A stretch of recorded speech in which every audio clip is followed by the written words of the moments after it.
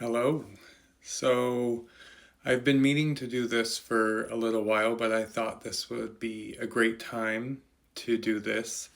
It's been 3 months to the day I started on December 23rd of me kind of being more public on a platform, um, sharing my messages and abilities and things with more people.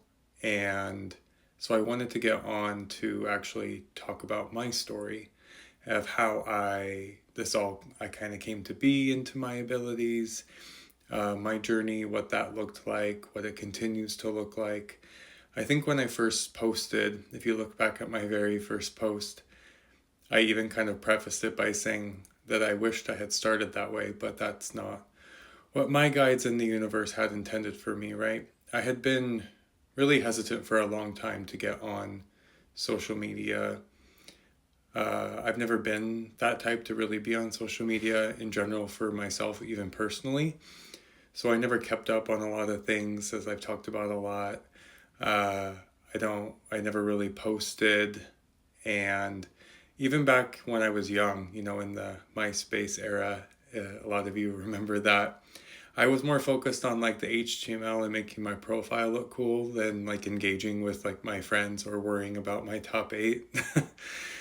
And so when it came to starting this and being on camera and being in a putting myself in like uncomfortable situation for me, it was a big leap, and I definitely don't regret it at all. I think it has led me to be able to engage with a lot of people who have a lot of like-minded thoughts, and I think it was definitely part of my journey to move from my messages, keeping them to myself or sharing them with like friends or whoever wanted to listen and lend their own ear to being more public about it, because it brings not only those of us closer together who are having the same messages and thoughts, but it allows others who are maybe not, I don't want to say the word struggling, but trying to decide what's real, what's not, what's make believe, what is real in the world, and what is anything about. And it's really overwhelming. And to be able to come on a platform and talk very openly as much as I can has been really like spiritually therapeutic for me too. So first, it's just thank you all who have like followed along and spread and shared and been really like a second voice for not only me but like the collective of us as well, because these messages are really important. And I know it's some people watch and they're like, yeah, this is crazy, this doesn't make any, well, not that it doesn't make sense, but they're just like, it's crazy, I don't even know how to begin to follow this. And that's okay. I think at some point we all were in that boat. We're all on our own journey of discovering things spiritually, and um I don't want anyone to think that I think any less of them if they think differently than I do. I'm not here to influence anybody or tell them to think one thing or think the way that I think, but I want to come in here with open and honest messages that I openly and honestly receive and share them with you. What you take with them and what you do with them is entirely up to you, and that's how it's always been and always will be.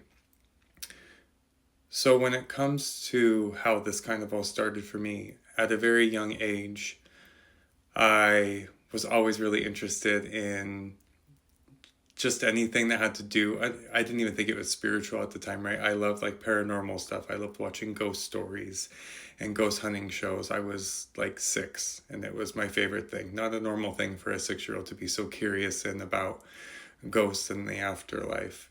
Always been really interested in all of that stuff. It fascinated me, and I so believed in all of it. Especially aliens. I always believed in them, and Bigfoot, and all the things. I never doubted that any of those things were not real. How could they not be? I always thought. The world is so big, the universe is so big. How could it not? I always had an open mind. And I think I also grew up with an open minded family who let us kind of believe in what we wanted. They gave us opportunity to explore things and be really open with what we decided we wanted to, believe in the path we wanted to go down. We were never forced into anything, which I'm so grateful for. And so, having all of those kind of beliefs, as I got a little older, I think I was 11 or 12 when my grandmother passed away suddenly. It was a very rapid decline, and she was my best friend. We were so close. I have always been told I'm that old soul type, right? And so I've always been drawn to not only just older people, if like friend wise, but just older generations in general. I've always related and had good relationships with them more than I have people my own age.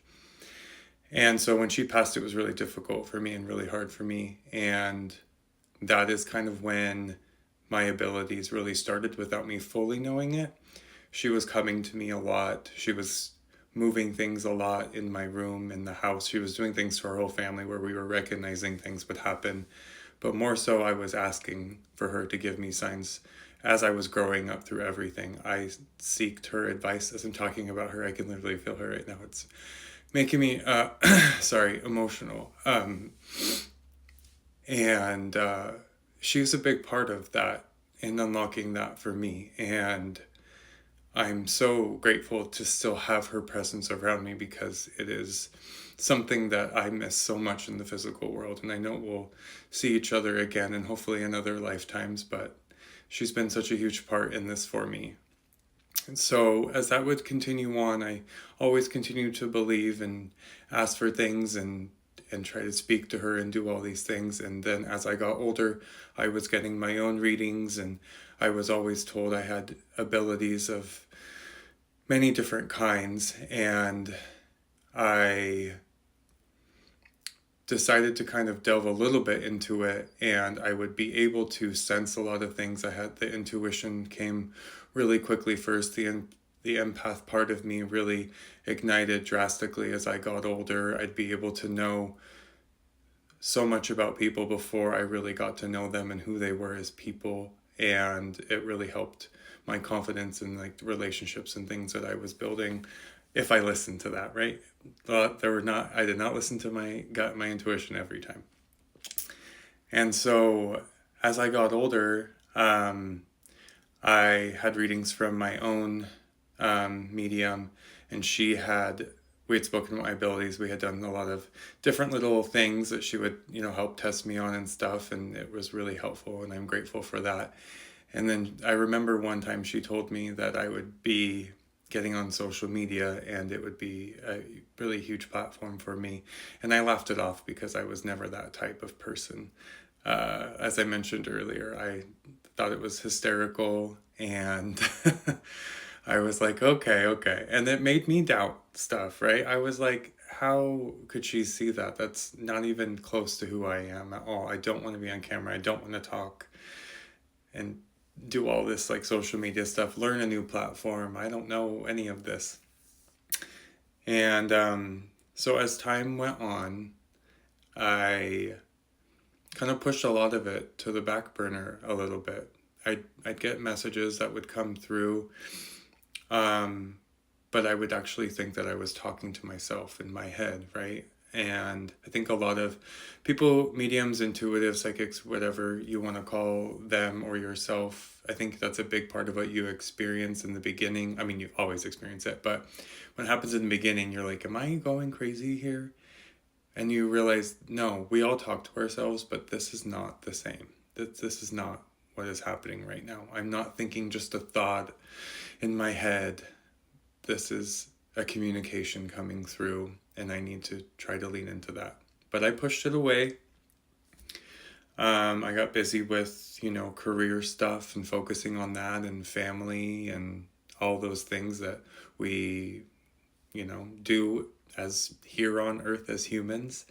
And I just really focused on that for a long time. I wasn't super happy with like the things I was doing day to day. C-19 in 2020 happened, and that put a lot of things into perspective for sure, for so many